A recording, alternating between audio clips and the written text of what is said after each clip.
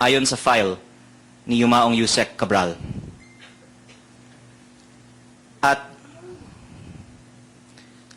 pagkatapos ng approval ng budget, na-bid out ang mga projects, at nasa DPWH records ang winning contractors, kaya binangga lang po namin ang winning contractors sa mga nasabing mga project tags.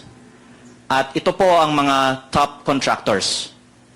Ang number 1 at number 2 ay mga kumpanya na pinag-aari ng pamilya ni Congressman Garjola. Ang karamihan po nito ay nasa CENTI 2025 list. Nabanggit ko na din po noong Nobyembre pa, yung CENTI 20 list na 20 billion pesos of projects na may mukhang pre-ordering or pre-arrangements sa DPWH budget.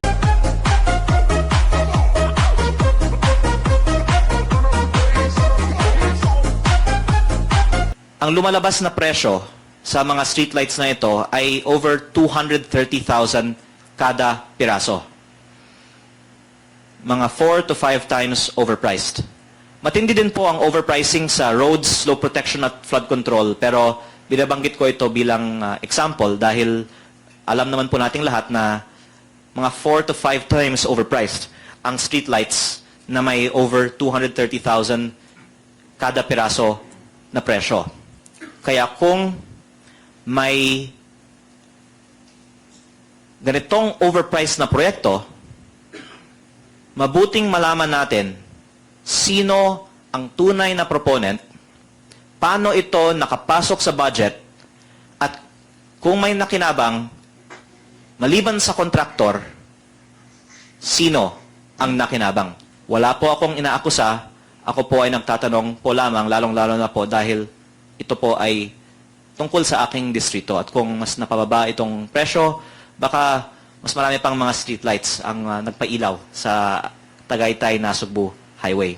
Pera ng PhilHealth ay ginamit sa flood control. Pero mga karamihan lang po, baka 60% ng UA-funded DPWH projects ay flood control. Magsalita muli. At ako naman po ay binibigyan ng airtime ng media kapag binabanggit ang pangalan ko ng iba.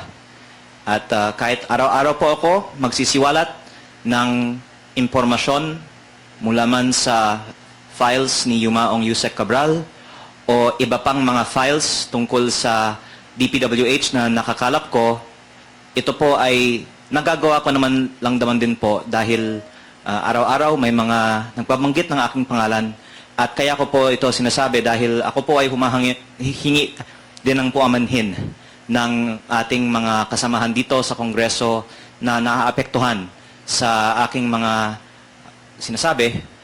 Hindi ko naman inaakusahan sino man ng korupsyon. Ako po ay nagsisiwalat lamang ng impormasyon na nakakalap ko.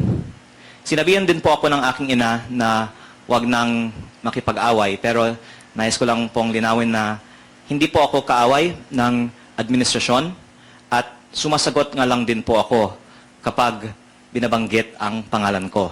Alam po ng media na ang aking ina ay in fact kasama ni PBBM nung siya po ay nag-inaugurate ng Antique Airport nitong Lunes.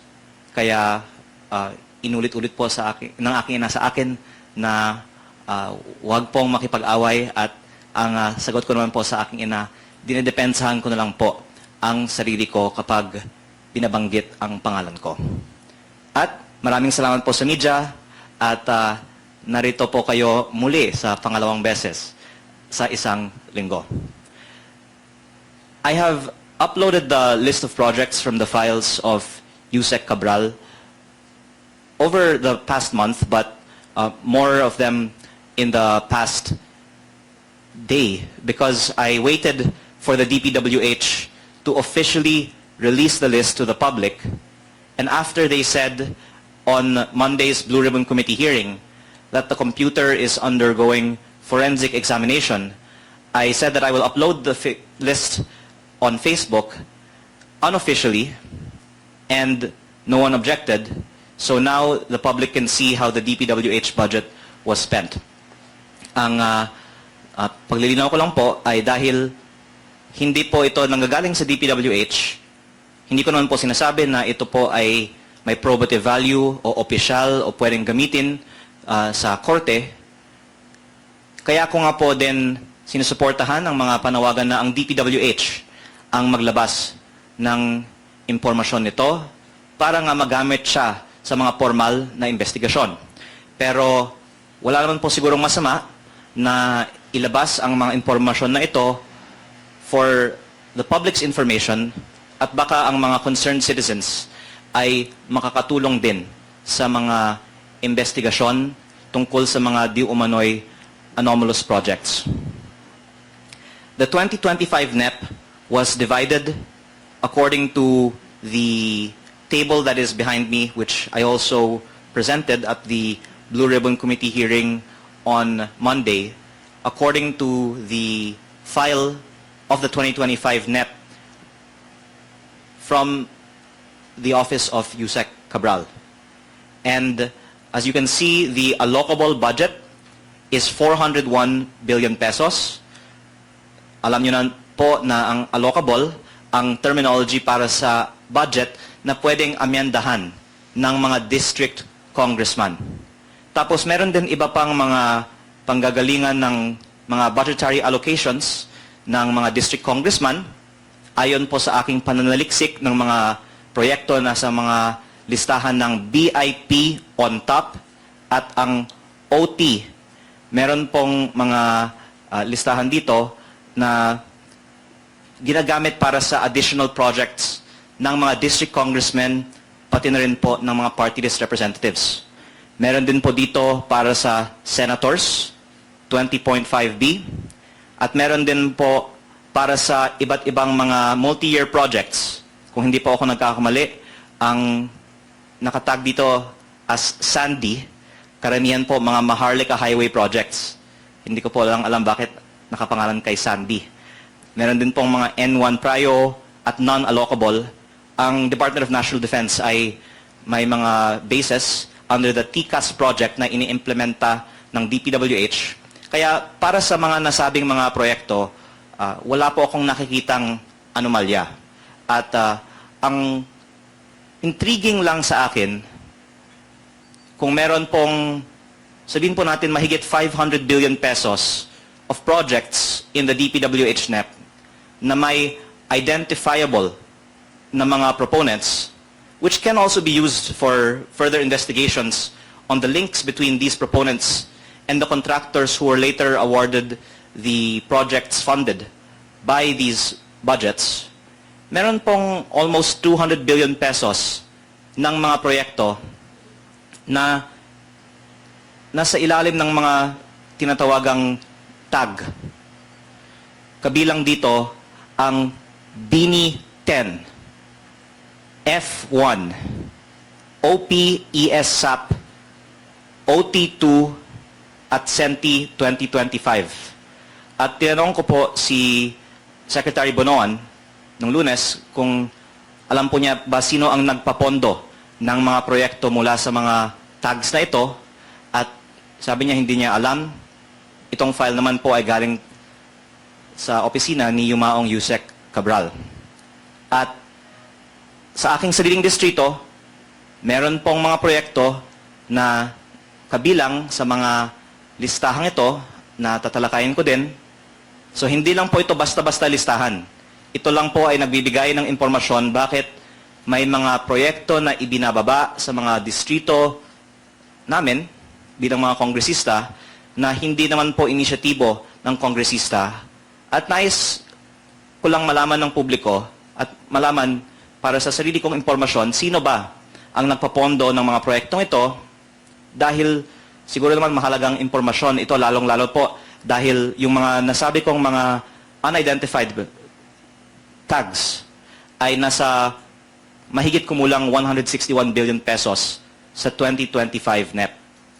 Kasama din na din po doon ang leadership. So that's, I think, on the next slide if we can go to that.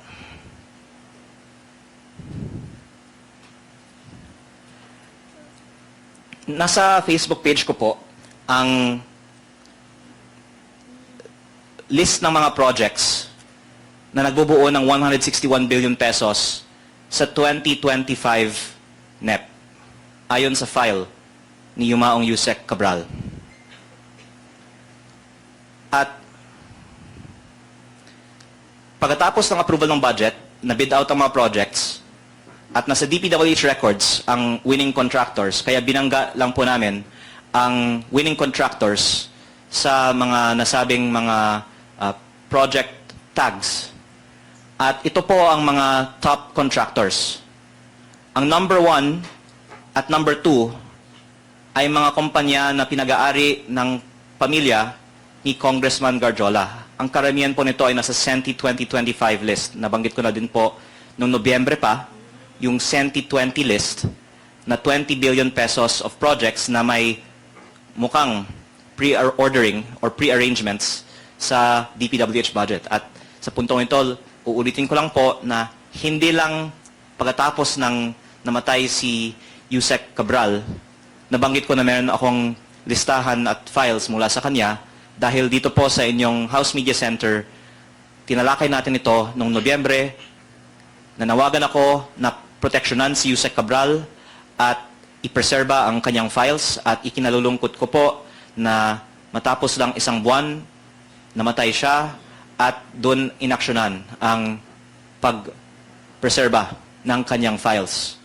Noong Nobyembre pa ko po sinasabi ito, nanawagan ako na maging siyang state witness or mabigyan ng witness protection para maipaliwanag din niya ang mas malaki pang mga anomalya sa alokasyon ng DPWH budget. At all that time, wala din pong nagsabi na unauthorized kong kinuha ang files mula nung sinabi ko po ito in public pa sa Nobyembre. But moving on to the list, you can see the rest of the contractors named here. Ayoko pong mag-reach ng conclusions na may anomalya o korupsyon sa mga kontratang ito. But I would like to point out that first, I credit PBBM for opening up the discussion on corruption in the DPWH and exposing his own list of the top 15 flood control contractors in early August 2025, where it was pointed out that there is a high concentration of projects awarded to the top contractors. 20% more or less went to the top 15. The top 15, based on our estimates, and these are imprecise, meron din po kasi mga hindi namin mahanap sa DPWH records na mga proyekto dito, pero sa mga nahanap namin, the top 15 contractors of this 161 billion pesos list of projects got 25% of these projects. At ang lumalabas, mas mataas ang concentration ng mga proyekto na na-award sa mga top contractors at mas malalaki ang mga average halaga ng mga kontrata ng mga proyekto sa mga nasabing listahan. If we could please go on to the next slide. Kahawig po nito ang mga top contractors ng mga DPWH projects funded by unprogrammed appropriations.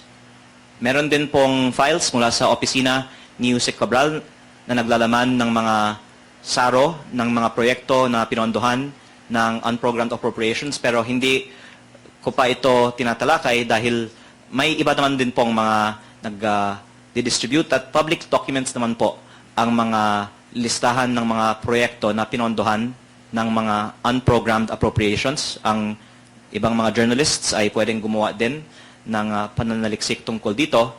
Pero ang ginawa lang po ng aking team ay binangga ang mga proyektong ito sa DPWH records ng mga winning contractors at nakita po namin na ang top 15 contractors mula sa UA, more or less, ay nakakuha ng mahigit 30% ng pondo ng DPWH mula sa UA. So kung mataas ang concentration ng top contractors sa flood control, dahil over 20% daw ang top 15 doon, mas highly concentrated pa ang mga winning contractors ng mga proyekto na nanggagaling sa UA.